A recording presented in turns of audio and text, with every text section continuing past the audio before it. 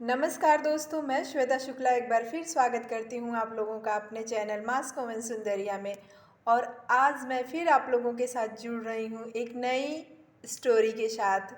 तो आइए चलते हैं आप लोगों को सुनाने एक और नई स्टोरी।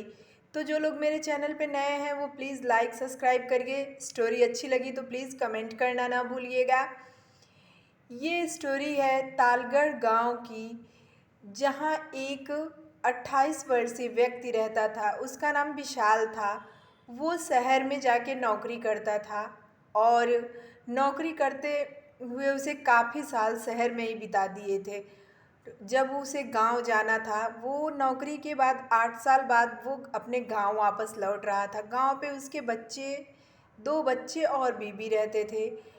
विशाल 7 साल बाद अपने गांव वापस जा रहा था। इस वजह से वो बहुत खुश था कि वो अपने गांव वापस जा रहा है। वो स्टेशन गया। वो एक ऐसा स्टेशन जहां का मंजर बहुत ही खौफनाक रहता है। उसे नहीं पता था वो किस स्टेशन पे जा रहा है, कैसे गाड़ियां पकड़ेगा, क्या करेगा। बस उसे अपने गांव जाने की खुशी थी। वो जब स्टेशन पहुंचा और ट्रेन आई, वो ट्रेन में बैठ गया। रात के 10 बज रहे थे। ट्रेन में बैठते उसने देखा सारे यात्री ट्रेन स्टार्ट होते ही अपने अपने बर्थ पर सो गए हैं और विशाल को नींद नहीं आ रही थी। वो चुपचाप बैठा हुआ, उसकी आंखों में एक अजीब चमक, अजीब खुशी थी अपने परिवार से मिलने की। विशाल के सामने जो एक व्यक्ति बैठा था वो भी नहीं सोया था। ना विशाल सोया, ना वो इंसान सोया था। वो इंसान एक मैगज़ीन पढ़ रहा था। विशाल को लगा ये भी मेरी तरह अपने परिवार से मिलने के लिए बहुत उत्सुक है। इस वजह से ये व्यक्ति अपना टाइम पास कर रहा है मैगज़ीन को पढ़ के। विशाल उसे देखता रह गया और उससे बोलने के लिए भी उसके मन में इच्छाएं जागृत हुई। लेकिन कुछ देर बाद विशाल खुद को रोक ना सका और उस इंसान से बोला, हेलो भाई साहब, आपको नींद नहीं आ रही है? उस इंसान ने कोई उत्तर नहीं दिया। वो मैगज़ीन पढ़ता ही रह गया। फिर विशाल ने पूछा, भाई साहब, आप कहाँ जा रहे हैं? आप भी अपने घर जा रहे हैं? आपको नींद नहीं आ रही है क्या? उस इंसान ने अपना मैगज़ीन अपने चेहरे से हटाया। विशाल ने बोला, आपका नाम क्या है? उसने अपना नाम प्रताप बताया। विशाल ने जब कहा, आप भी अपने घर जा रहे हैं क्या अपने परिवार से मिलने? उसने कहा, नहीं।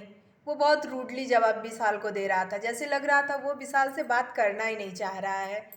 विशाल बहुत संकोच भरे मन से फिर उससे पूछा, कौन सी बुक पढ़ रहे हैं? फिर उसने कोई जवाब नहीं दिया और अपना बुक पढ़ने लगा। विशाल ने फिर उससे पूछा, क्या आप भूतों में विश्वास रखते हैं? उसने कहा, हाँ। हाँ कहते ही उसने फिर मैगज़ीन कवर से अपना फेस ढक लिया। विशाल ने कहा कि कहाँ विश्वास करते हैं? कहीं आपने उन लोगों को देखा है क्या? कुछ देर बाद उस इंसान ने अचानक वो मैगज़ीन हटाया। मैगज़ीन हटाते ही विशाल की आंखें फटी की फटी रह गईं। वो मंज़र बहुत ही खौफनाक था।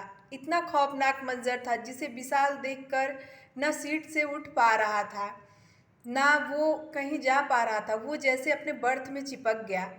प्रताप ने जैसे ही मैगज़ीन हटाया, उसका चेहरा अजीब बिगड़ा हुआ किस्म का चेहरा था।